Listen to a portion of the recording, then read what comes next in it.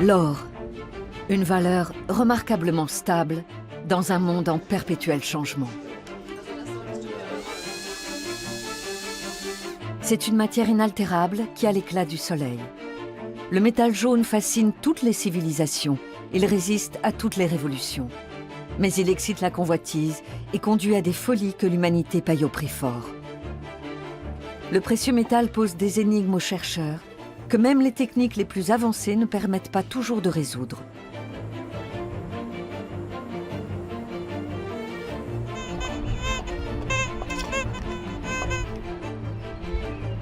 Pourquoi l'or exerce-t-il une telle fascination ?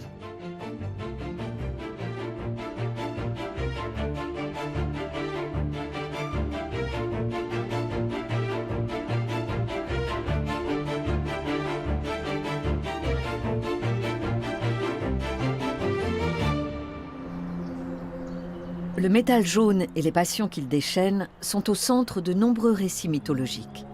Dans la sphère culturelle germanique, la chanson des Nibelungen reprend les thèmes de l'or du Rhin et de l'or maudit. Le trésor des Nibelungen remplit 144 charrettes. Il est au cœur d'une épopée tragique et violente qui se déroule dans les vallées du Rhin et du Danube. La chanson narre les exploits de Siegfried, vaillant guerrier qui soumet les nains des Nibelungen et s'empare de leur fabuleux trésor. Mais le héros ne peut échapper à la malédiction de l'or. Il est assassiné par Hagen, fidèle serviteur du roi. Craignant que la veuve de Siegfried n'utilise l'or pour se venger, Hagen dérobe ensuite le trésor et le dissimule dans le Rhin.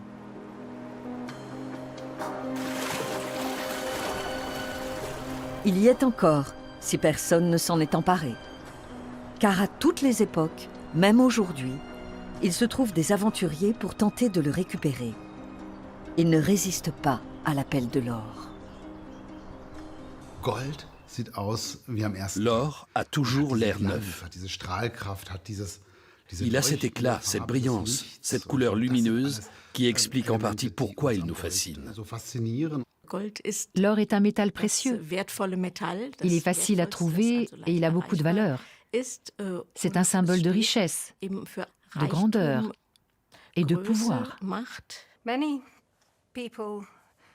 Un certain nombre de personnes ont l'impression qu'il existe quelque part, pas loin, un trésor qui les attend et qu'ils seront chanceux. Ils font une sorte de pari. Ce n'est pas très difficile de laver du sable. Il suffit de trouver un cours d'eau réputé contenir de l'or. Même si personne n'a encore trouvé le trésor des Nibelungen, il y a bien de l'or dans le Rhin. Robert Eberlein est numismate, autrement dit spécialiste des monnaies et des médailles anciennes, chez un marchand d'or allemand. Il pratique l'orpaillage en amateur. Aujourd'hui, il explore les rapides du Rhin situés non loin de Mulhouse, à la frontière entre l'Allemagne, la France et la Suisse. Les Bardisstein sont un endroit magnifique pour chercher de l'or. Ce sont des bancs de gravier dans le vieux Rhin où l'or s'accumule. C'est le rendez-vous des orpailleurs. On est sûr de trouver quelque chose. Ça attire. L'or est brillant et coloré. Donc, on le trouve facilement dans le lit des cours d'eau. Il est issu de l'érosion fluviale de roches aurifères qui sont en amont, dans les montagnes. Certaines roches des Alpes et du massif montagneux de la Forêt-Noire contiennent de l'or. Le Rhin, mais aussi son affluent, l'Aar, arrache des grains de ces roches et les emporte. Tout au long du chemin, les grains se fragmentent et deviennent de plus en plus petits. Lorsque le courant ralentit, les paillettes d'or se déposent au fond de l'eau. Le courant peut les emporter de nouveau vers l'aval, mais comme elles sont plus lourdes que l'eau, elles ont tendance à former un dépôt.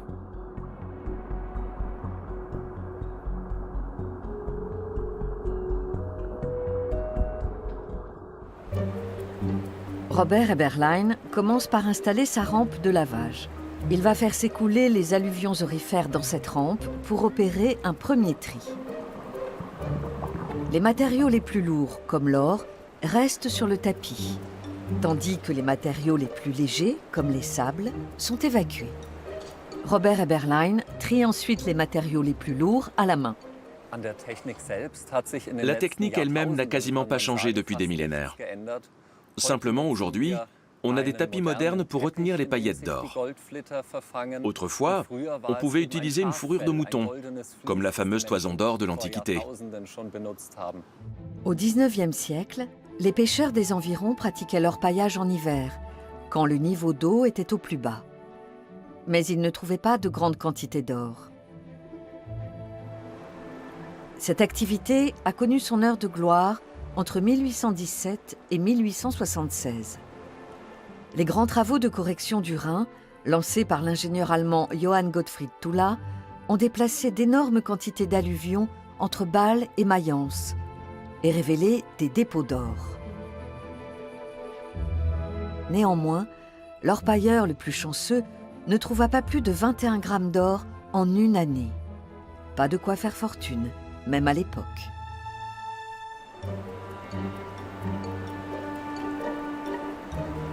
Robert Eberlein fait le bilan de sa journée passée à laver et trier les cailloux.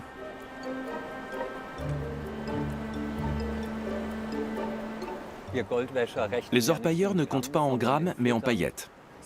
J'ai dû en trouver entre 50 et 100 aujourd'hui. C'est l'équivalent de 2 ou 3 euros.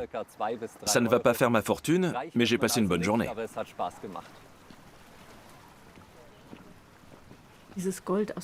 L'or du Rhin était déjà utilisé par les Celtes. Ils en faisaient des piécettes d'or. Ça, c'est établi. On pense qu'ils fabriquaient aussi des bijoux.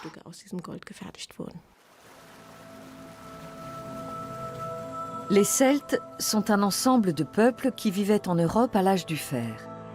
Ils parlaient des langues de la même famille et présentaient une certaine unité culturelle.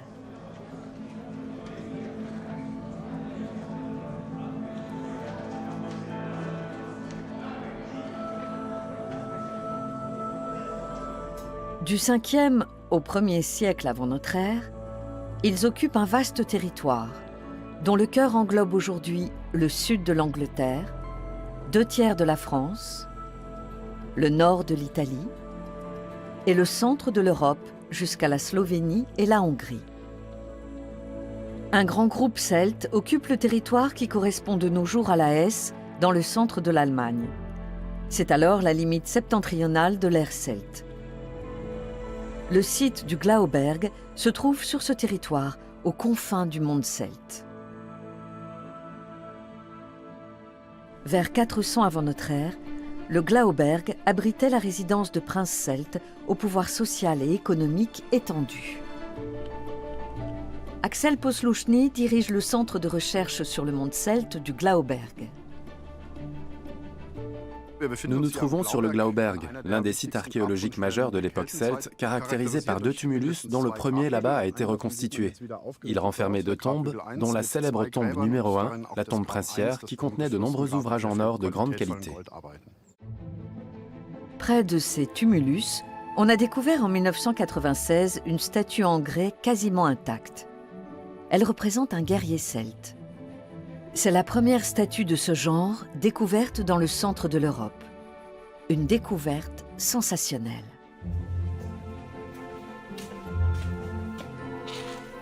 Cette statue grandeur nature est connue sous le nom de prince du Glauberg. Le prince du Glauberg est une statue anthropomorphe datant de 400 avant notre ère environ. Elle est dotée de différents symboles ou attributs qui peuvent nous éclairer sur la fonction sociale du personnage représenté. Il y a un bouclier et une épée ici, qui indiquent qu'il s'agit d'un guerrier. Il y a ce collier et des bracelets qui témoignent du fait que c'était un homme très riche. Les archéologues s'intéressent particulièrement aux bijoux de la statue, qui ressemblent énormément à ceux découverts dans la sépulture princière du Glauberg.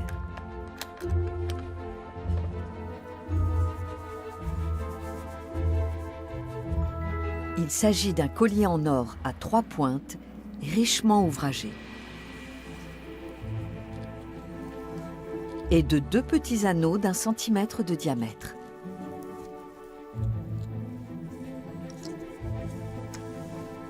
On a également mis au jour un bracelet en or. Les 2 petits anneaux intriguent beaucoup les archéologues. Ces petits anneaux ont été trouvés dans la sépulture, à proximité de la tête. On ne connaît pas encore exactement leur fonction. On pourrait penser qu'il s'agit de boucles d'oreilles. On a mis au jour des boucles d'oreilles qui ressemblent à cela dans d'autres tombes de Hess. Mais ces anneaux semblent trop petits pour être des boucles d'oreilles. Donc à l'heure actuelle, on pense plutôt qu'il s'agissait d'anneaux qu'on portait dans la chevelure, sur une tresse par exemple. Le collier montre tout le savoir-faire des orfèvres du Glauberg. C'est un bijou sophistiqué avec une profusion de détails. Connaît-on l'origine de l'or utilisé ? Ici, nous n'avons pas la possibilité de faire des examens au microscope. Pour en savoir plus sur l'or utilisé, sur sa composition, son degré de pureté, la source dont il provient, etc., il faut l'examiner dans un laboratoire spécialisé. Axel Posluszny confie les joyaux du Glauberg à un centre d'archéométrie à Mannheim. Roland Schwab examine les métaux avec les technologies les plus modernes.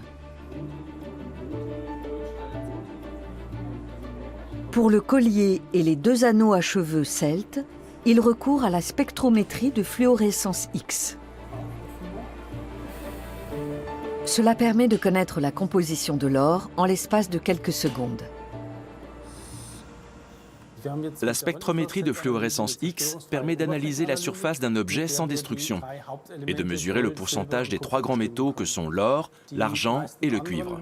En général, on ne voit pas les autres éléments qui sont présents à l'état de trace, à cause de la forte densité de l'or. Concernant les bijoux du Glauberg, et notamment les 2 anneaux à cheveux, qui se ressemblent beaucoup à l'examen visuel, on voit en fait qu'ils n'ont pas du tout la même composition. Le premier est composé d'or à 90%, ce qui est assez typique. Le second a une composition très atypique de 99% d'or. Ça pourrait s'expliquer par une dorure de la surface. Il va falloir faire un autre examen pour en savoir plus. Roland Schwab poursuit l'analyse des anneaux en prélevant quelques nanoparticules d'or par ablation au laser.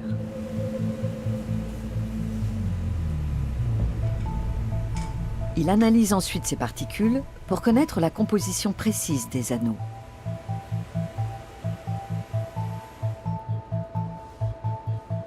Le résultat est étonnant. On aurait tendance à penser que ces 2 anneaux ont été fabriqués ensemble, à partir du même fil d'or. Mais en fait, ils n'ont rien à voir l'un avec l'autre. Ce sont des alliages d'or complètement différents.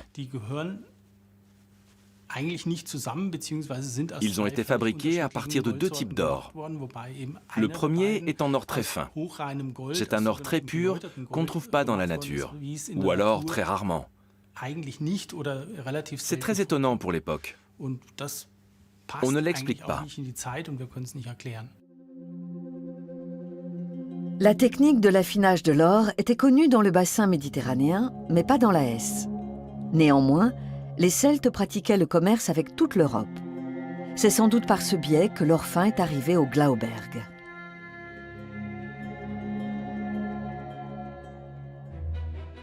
Un programme de recherche franco-allemand nommé Celtic Gold étudie des objets en or du second âge du fer. Le musée d'archéologie nationale de Saint-Germain-en-Laye en possède quelques-uns.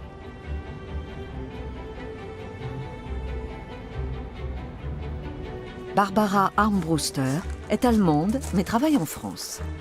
Elle coordonne le programme Celtic Gold avec Roland Schwab. Elle est venue à Saint-Germain pour examiner un objet en or celte. Laurent Olivier, le conservateur du musée, participe également au programme. Ce spécialiste des Celtes montre à sa collègue le collier en or de Mailly-le-Camp, typique de l'orfèvrerie celte de la fin du 1er siècle avant notre ère. C'est un gros objet, en fait, qui est fait pour être mis autour du cou Et c'est un objet qui est effectivement emblématique des guerriers gaulois et qu'on retrouve sur toute une série de sculptures. On appelle ça un torque. Il est creux, justement. À l'origine, en fait, il y a une sorte de mastic gris qui a été déterminé comme de la cire. Et en fait, à l'intérieur de cette cire, vous avez une âme en fer qui permet de rigidifier l'ensemble. Parce que sinon, effectivement, la tôle d'or est tellement fine qu'elle pourrait se déformer facilement. La plupart des torques en or n'ont pas été découverts dans des chambres funéraires à proprement parler, mais dans des pièces attenantes constituant une sorte de sanctuaire. Les sels, pour eux, c'est le métal des dieux. C'est un métal pur, inoxydable, donc éternel. Donc, emporté, ça vous donne une forme d'éternité, d'invulnérabilité. Et c'est comme ça qu'on peut interpréter le fait que dans les combats entre les Romains et les Gaulois, par exemple, ils étaient frappés de voir des guerriers nus sur la ligne de front et ils portaient seulement un torque en or, des bracelets en or, voilà, où ils avaient des armes avec des décors en or. Et pour eux, ça leur donnait une puissance en plus ou une chance de survivre. Barbara Armbruster s'interroge sur les techniques d'orfèvrerie employées pour fabriquer ce torque. Elle examine l'objet en détail. Je commence par un examen visuel pour déterminer le nombre d'éléments de l'objet et me faire une première idée de la manière dont il a été fabriqué. Ensuite, je l'examine au microscope. Les images que j'obtiens m'aident à reconstituer la technique de fabrication. Pour tout objet en métal, il y a plusieurs étapes de fabrication. La décoration est une étape très importante dans l'orfèvrerie celte. Elle résulte souvent d'une déformation plastique obtenue à l'aide d'outils qu'on peut reconnaître grâce aux traces qu'ils ont laissées. Pour retrouver les techniques employées pour fabriquer le torque de Maillecamp, Barbara Armbruster recourt à l'archéologie expérimentale. Elle va tenter d'imiter les Celtes. Elle possède une double qualification d'archéologue et d'orfèvre professionnel. Je cherche à imiter ces techniques pour comprendre comment elles fonctionnent. Bien sûr, j'ai une idée de départ, une hypothèse que je cherche à vérifier. Le torque est creux, c'est un tube, et il est décoré. Je ne vais pas avoir le temps ici de le refaire en entier, mais je vais en refaire une partie. Je vais réaliser une décoration sur une section arrondie. On voit, c'est du moins mon hypothèse, que le torque a été décoré de l'extérieur, pas de l'intérieur. L'archéologue travaille avec une feuille de cuivre. C'est un métal qui présente des propriétés similaires à celles de l'or quand on le travaille, et qui coûte beaucoup moins cher, bien sûr. Les traces laissées par les outils indiquent que les reliefs qui ornent le torque ont été ciselés selon un procédé connu depuis l'âge du bronze. Pour ciseler, autrement dit pour donner un relief à une tôle, pour réaliser une décoration, on a besoin de ce ciment de ciseleur que je viens de chauffer et sur lequel je fixe ma tôle. Cela permet d'avoir une force opposée quand on travaille la tôle avec des outils.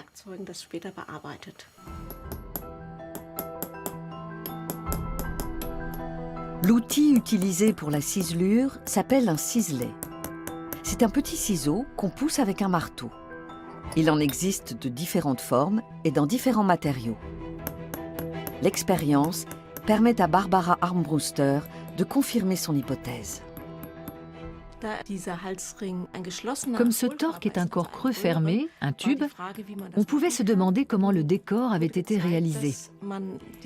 L'expérience a montré que ce relief peut être réalisé entièrement depuis la face externe. On le voit bien sur ce petit échantillon qu'on peut examiner de l'intérieur. La surface qui se retrouve en négatif à l'intérieur ressemble beaucoup à l'objet original. Donc, on peut affirmer que les décorations du torque ont été réalisées par ciselure de la face extérieure uniquement. Les Celtes possédaient un savoir extraordinaire dans le domaine de la métallurgie, qui se traduisait dans l'orfèvrerie, mais aussi dans la fabrication de monnaie. Pour en savoir plus, nous retournons au Glauberg. Axel Posluszny examine une monnaie celte découverte dans la Hesse il y a quelques mois seulement. Un particulier l'a trouvée par hasard et l'a offerte au musée. C'est une petite monnaie de forme incurvée qu'on appelle parfois coupelle arc-en-ciel. Les paysans d'autrefois faisaient remonter ces pièces en labourant leurs champs. Mais ils les découvraient plus tard, quand la pluie les avait lavées et leur avait rendu leur éclat. Ils ne s'expliquaient pas leur origine, et c'est ainsi qu'est née la croyance selon laquelle des coupelles d'or tombaient des arcs-en-ciel. Dans les régions rhénanes, les premières monnaies frappées par les Celtes apparaissent vers le IVe siècle avant notre ère. C'est assez simple de frapper une monnaie. On place une pièce de métal entre deux matrices. Avec un marteau, on frappe sur la matrice supérieure qui porte l'empreinte d'un motif pour graver ce motif sur la pièce. Il y a aussi des monnaies qui sont frappées sans motif. La frappe leur donne juste une forme légèrement incurvée. La question de la monnaie celtique en or est très intéressante. Les Celtes n'utilisent sans doute pas les coupelles arc-en-ciel pour des paiements quotidiens. Ce ne sont peut-être pas des monnaies, même si ça y ressemble. Il est fort probable que les Celtes se soient juste inspirés de l'idée méditerranéenne de la monnaie pour représenter une valeur. Mais eux offraient ces pièces aux divinités. Quand l'or est-il devenu un moyen de paiement? Selon les historiens grecs, le premier à frapper une monnaie en or fut le roi Crésus, qui régna sur la Lydie entre 560 et 546 environ avant notre ère. Crésus régnait sur la Lydie, où coulait le Pactole, une rivière qui regorgeait d'or. On suppose que cet or a été exploité pendant une longue période. Des fouilles assez récentes menées dans la région ont mis au jour la raffinerie d'or la plus ancienne qu'on connaisse. Le raffinage de l'or est une étape essentielle si on veut créer de la confiance dans une monnaie en or. Selon Hérodote, Crésus était fabuleusement riche. La monnaie qu'il a fait frapper portait l'image d'un lion et d'un taureau. Elle est restée en circulation plusieurs siècles après la mort du roi lydien. Riche comme Crésus est une expression qu'on emploie encore aujourd'hui. Le roi lydien voulait créer un moyen de paiement qui soit transférable. L'intérêt des pièces d'or, c'était qu'elles permettaient de transporter une valeur importante sur une grande distance dans un objet relativement petit. Pourquoi les rois de l'Antiquité choisissent-ils de frapper des monnaies en or?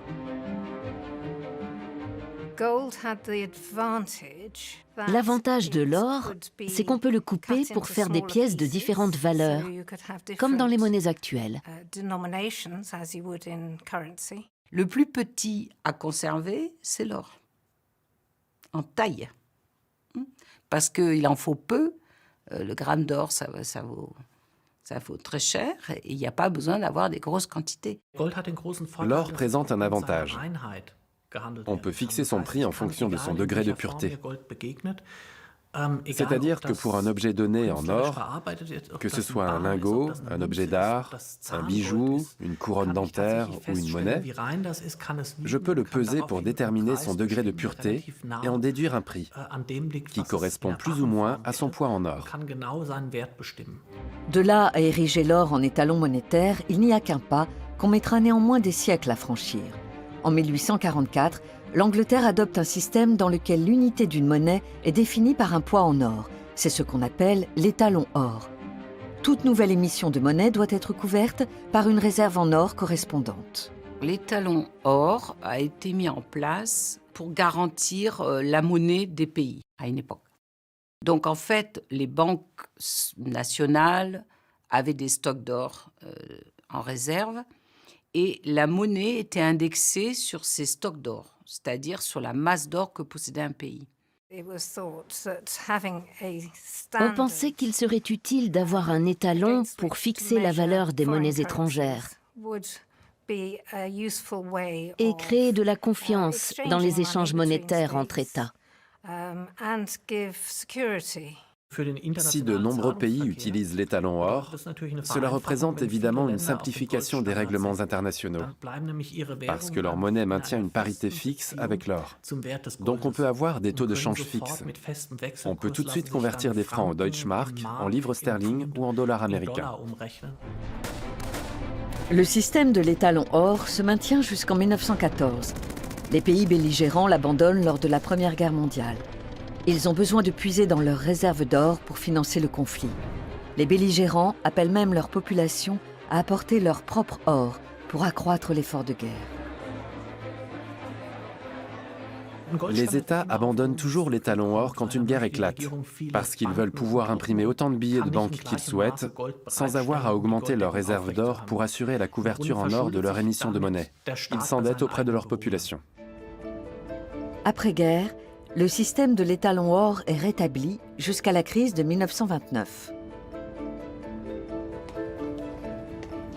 Alors ce système a perduré, mais il était contraignant sur l'économie. Alors par exemple, dans les années 30, en 1930, c'est devenu un vrai problème aux États-Unis avec la crise économique. C'est-à-dire que quand la monnaie perd énormément de valeur, du coup, le stock d'or ne suffit pas pour valider les échanges. Le nouveau système adopté après-guerre continue avec des hauts et des bas, jusqu'à ce que les États-Unis l'abandonnent de manière unilatérale en 1971, parce qu'ils estiment qu'il ne remplit plus son rôle. Ce système rend la maîtrise de l'inflation très difficile, par exemple. On ne peut pas l'ajuster sur un territoire donné, et il génère chômage et récession économique. Quand en 1971, les Américains quittent le Gold Exchange Standard, c'est surtout parce que leur déficit commercial est tel que leurs réserves en or risquent de fondre. C'est pour cela que Richard Nixon met fin à la convertibilité du dollar en or. Cela marque la fin du système monétaire international appelé étalon de change or, adopté à Bretton Woods en 1944. Les taux de change s'établissent désormais en fonction des marchés. L'or cesse d'être la référence des monnaies du monde. Néanmoins, les banques centrales gardent leurs lingots. Les États-Unis possèdent la plus grande réserve d'or au monde, suivie de l'Allemagne. La France est en 4e position. Le cours de l'or n'a cessé de grimper et la demande reste soutenue. On continue d'extraire de l'or dans le monde. Les plus gros producteurs sont l'Australie, la Chine et la Russie. L'Afrique compte de nombreuses mines d'or, de même que l'Amérique centrale et l'Amérique du Sud. Les États-Unis sont le 4e producteur mondial.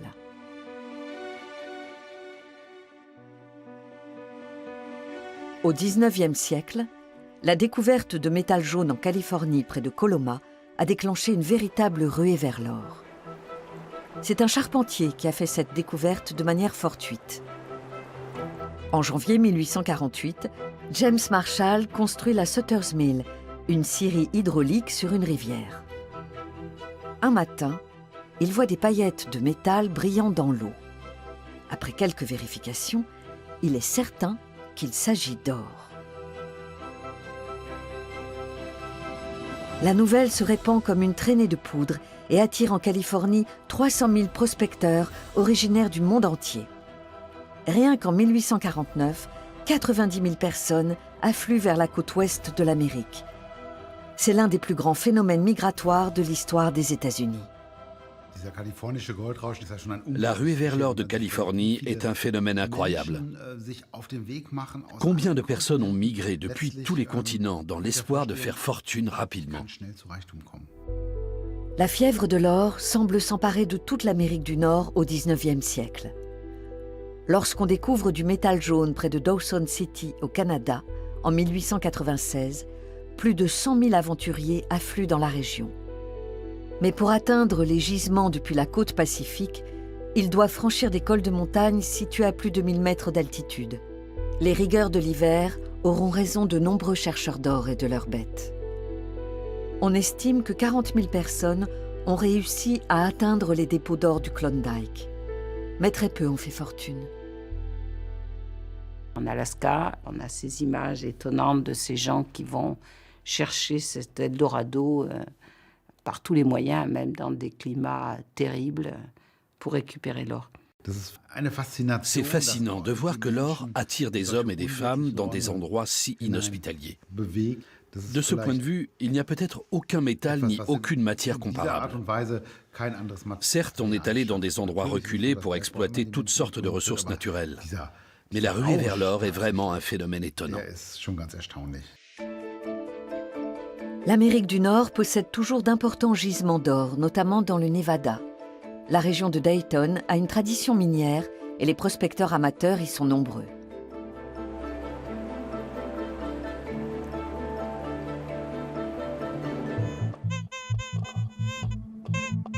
Chris Ralph a travaillé dans plusieurs mines.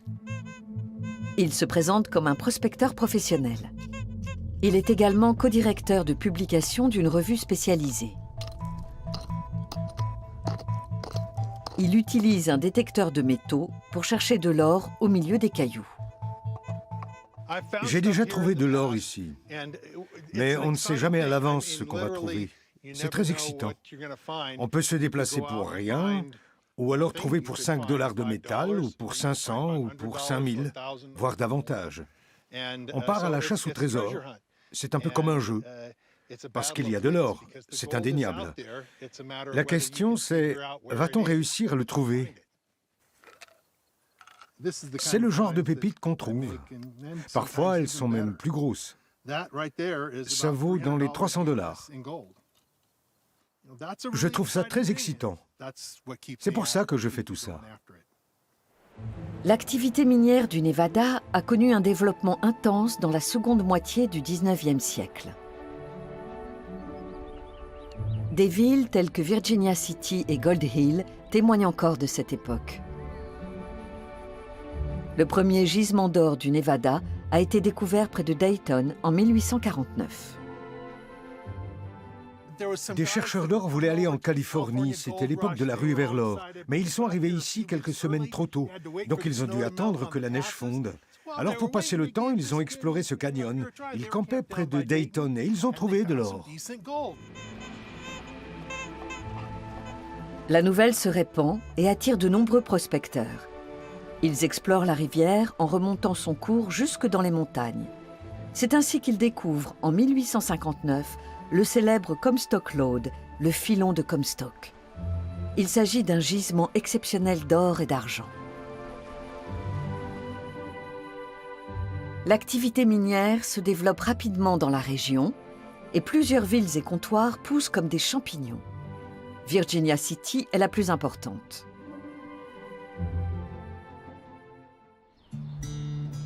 Actuellement, c'est une localité de 700 âmes qui surplombe le Comstock Lode.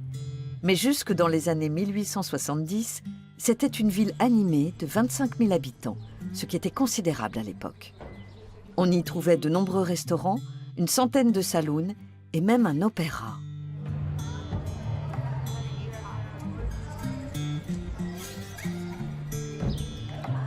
On disait alors que c'était l'une des villes les plus riches des États-Unis. Le minerai d'or et d'argent était extrait à ciel ouvert. On le broyait et on le lavait dans des usines équipées de bocars, des machines constituées d'un ensemble de pilons qui sont devenus emblématiques de cette période de l'histoire américaine. Rien que dans la région du Comstock Lode, on n'en comptait pas moins de 236. Le Comstock Gold Mill, l'atelier d'or du Comstock, possède le dernier bocard du Nevada. L'appareil était autrefois installé à Marietta, dans le sud du Nevada. Chris Ralph rend visite à Dave le hors-la-loi, comme il aime à se présenter. Il assure la maintenance du site depuis des années. Il a 157 ans. C'est le dernier bocard de cette époque à fonctionner encore. On n'en a pas conservé beaucoup. Non. Le minerai est introduit à l'arrière, c'est ça? Oui.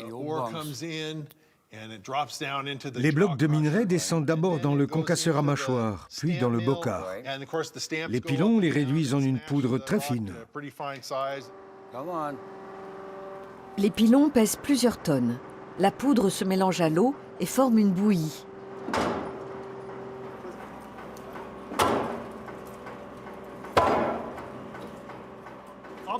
À dire vrai, c'est la première fois que je vois tourner un bocard. Il y en avait des centaines autrefois. Ils marchaient 24 heures sur 24, ça devait faire un sacré boucan. Là, on est seulement à 25% de la vitesse. Normalement, ça fait comme ça. Et ça projette de l'eau partout. L'or est extrait par un procédé d'amalgamation avec le mercure. En général, on met ce tamis devant pour éviter qu'il y ait de la boue. On pilonne et on lave le minerai à grande eau. La bouillie se dépose sur la table d'amalgamation. Il y a 2 feuilles de cuivre. Normalement, ça brille, mais j'ai arrêté de nettoyer. Maintenant, on fait autrement. Eux, ils étalaient ça à la main. Ils devaient perdre leurs ongles à force, mais ils s'en fichaient. La bouillie sortait, l'or se dissolvait dans le mercure et formait un amalgame. Les gars grattaient l'amalgame, puis ils le chauffaient et le distillaient. Ensuite, il y avait différents traitements. On envoyait l'or en Californie ou à Carson City pour l'affinage. On a commencé très tôt à utiliser du mercure. Il s'amalgame avec l'or, ça permet d'extraire l'or du minerai. Ensuite, on chauffe le mercure pour le volatiliser. Mais comme il a un point de fusion assez bas, il se redépose dans l'environnement et contamine les plantes, les animaux, tout. L'utilisation du mercure en grande quantité a des conséquences désastreuses sur l'environnement et sur les mineurs eux-mêmes. Le travail dans les mines à ciel ouvert du Comstock Lode était extrêmement dangereux. La chaleur était écrasante et il y avait des risques très importants d'incendie, d'effondrement ou d'inondation des galeries. Le procédé d'extraction de l'or par amalgamation a rapidement cédé la place à un procédé de cyanuration.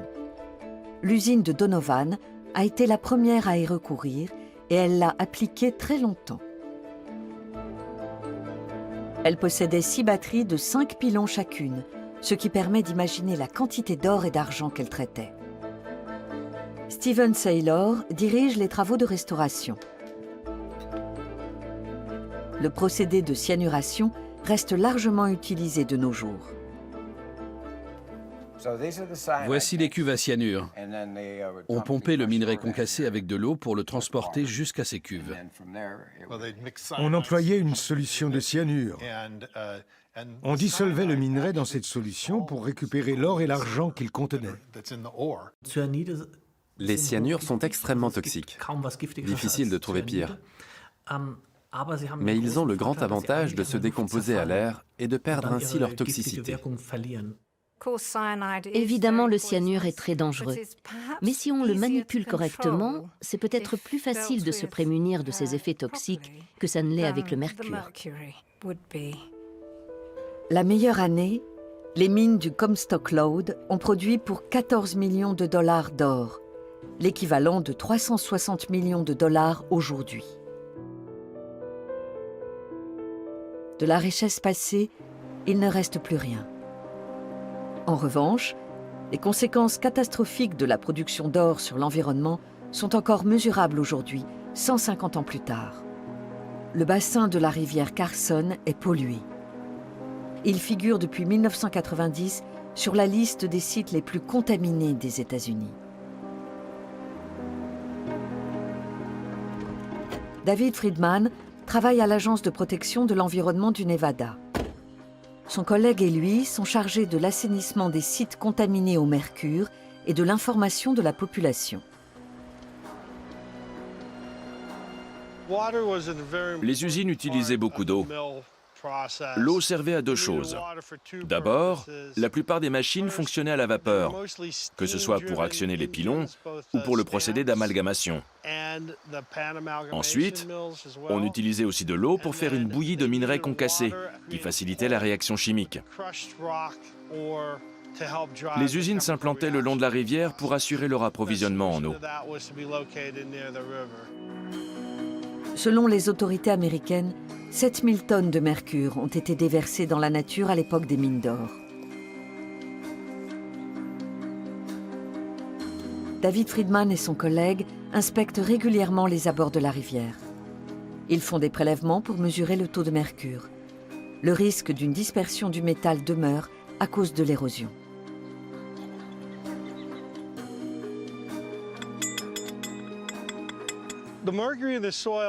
La présence de mercure dans le sol représente un danger à double titre. Premièrement, une forte concentration en mercure présente un risque pour la santé de la population en cas d'ingestion involontaire. Si on touche la terre, puis qu'on mange sans se laver les mains, par exemple. Ça concerne surtout les enfants. Deuxièmement, le mercure pourrait se disperser dans l'eau, du fait de l'érosion fluviale. Or, dans ce cas, il y a un processus de méthylation qui se déclenche et qui présente des risques majeurs, à la fois pour la santé humaine et pour l'environnement.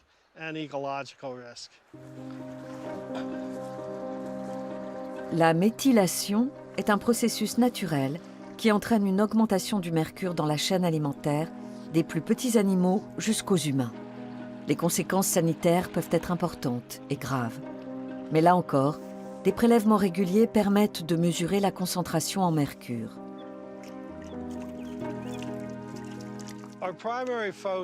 Avant tout, on cherche à éviter que le sol pollué contamine le réseau hydrographique. On a différents moyens de réduire l'érosion. On a planté des saules des coyotes pour stabiliser les berges. En général, on fait ça pour améliorer la qualité de l'eau. Mais il y a un bénéfice secondaire. Ça ralentit l'érosion du sol. Malheureusement, la rivière est déjà contaminée. Les autorités n'interdisent pas la baignade, mais elles déconseillent de manger du poisson qui aurait été pêché dans ces eaux. La situation aurait pu être pire encore, comme le montre l'exemple du Brésil. Dans l'état du Pará, en Amazonie, le cauchemar de la pollution est devenu réalité à cause des mines d'or.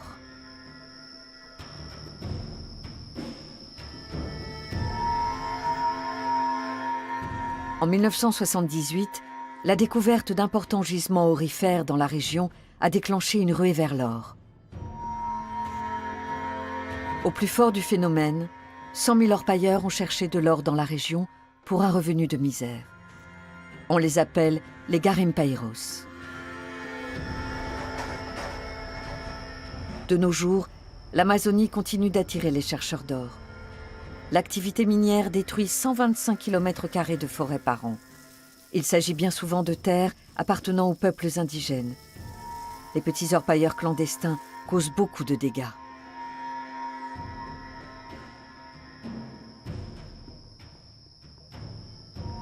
Tous ceux qui sont des clandestins et qui viennent toujours pareil, faire fortune, ils sont pauvres, ils mettent du mercure partout dans les cours d'eau et ils polluent, ça tue la faune, la flore, et ça finit par arriver chez l'homme d'ailleurs. Donc ils polluent complètement tous les ruisseaux aurifères de cette zone d'Amazonie. Donc c'est très très mauvais, bien sûr.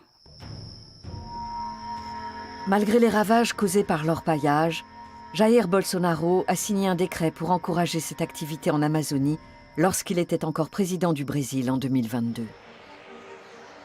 La production d'or se poursuit aussi aux États-Unis. L'une des plus grandes mines du monde se trouve dans le Nevada.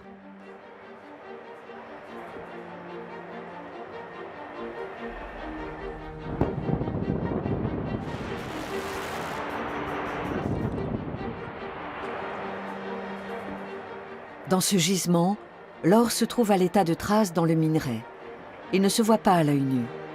Les sociétés minières ont donc besoin d'analyses géologiques pour conduire leurs travaux.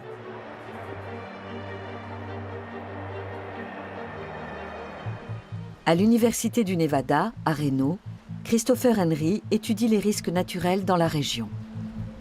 Ses travaux permettent de connaître les sites où l'activité minière est possible.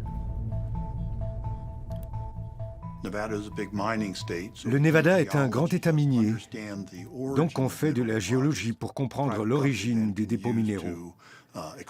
Les entreprises privées peuvent utiliser nos données pour faire de la prospection. L'activité minière a commencé il y a des milliers d'années. À l'époque, l'or était visible à la surface de la Terre. Maintenant, ça nécessite beaucoup plus de recherche, d'investigation et d'études. Comment expliquer l'existence d'un gisement aussi important que celui du Comstock Lode? Peut-on espérer trouver d'autres gisements comparables dans la région? Christopher Henry se rend sur le terrain pour répondre à ces questions. Nous sommes au bord du Comstock Lode. La majeure partie du gisement a été exploitée par les mineurs jusqu'à épuisement. Nous aurions bien voulu étudier les produits qui étaient extraits de ce filon, mais il n'y en a plus. Néanmoins, on peut examiner la roche, et on voit qu'elle est pleine de petites veines blanches. C'est du quartz, qui constitue l'essentiel du Comstock Lode. Si cette roche est encore là, c'est sans doute parce qu'elle ne contient pas assez d'or ou d'argent pour être exploitable. Mais elle nous apprend beaucoup de choses sur la formation du dépôt de Comstock.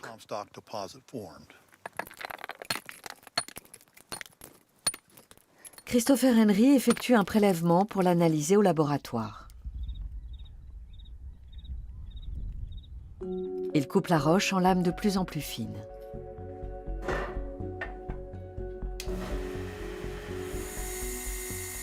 On reconnaît déjà la structure minérale. Le géologue obtient finalement une lame de 0,02 mm d'épaisseur qu'il va pouvoir examiner au microscope. On voit le type de minéraux présents.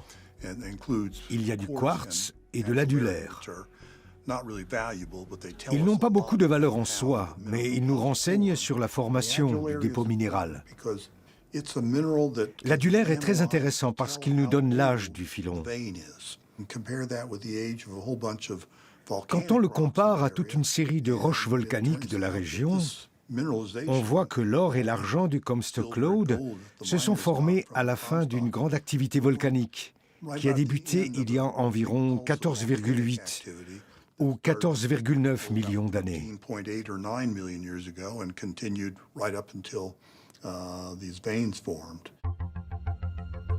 Le Comstock Lode est ce qu'on appelle un gisement épithermal.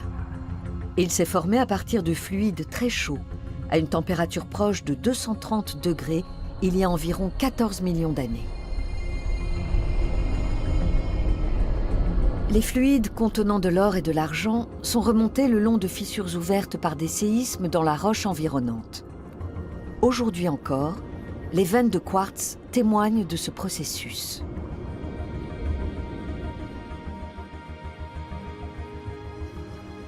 Une fois le prélèvement examiné, Christopher Henry l'archive dans le dépôt de son institut. Toutes les informations recueillies par le géologue sont saisies dans une banque de données qui sert à dresser des cartes géologiques des gisements.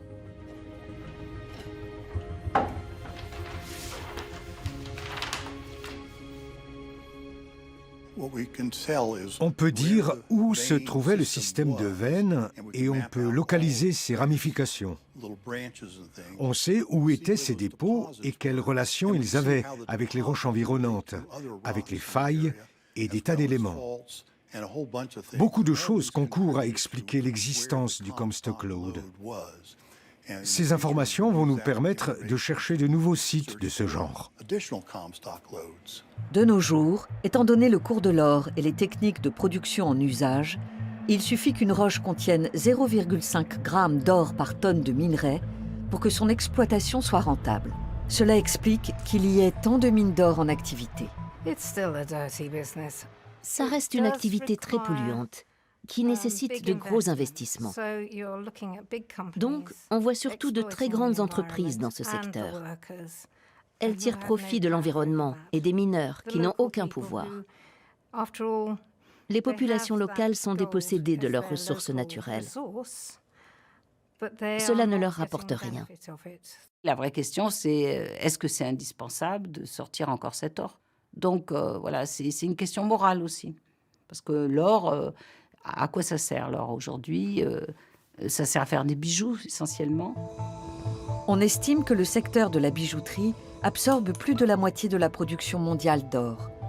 Rares sont les consommateurs qui s'interrogent sur l'origine du métal et ses conditions de production.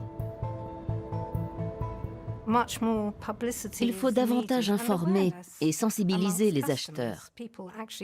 Quand on fait l'acquisition d'une alliance, on pourrait se demander d'où vient l'or. Cela ternit l'image de ce métal qu'on aime tant pour sa brillance. Il y a le commerce équitable qui garantit un prix d'achat à des coopératives de producteurs. En contrepartie, il faut que les conditions de travail ne soient pas catastrophiques. Pendant que des ONG se battent pour obtenir des normes internationales, la chasse à l'or se poursuit jusque dans les étoiles. La NASA prévoit d'envoyer une sonde sur l'astéroïde métallique Psyché pour étudier sa composition.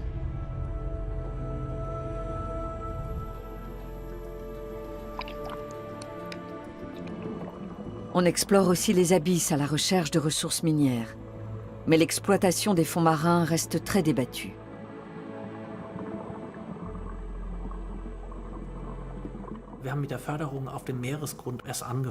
On commence tout juste l'extraction minière en eau profonde.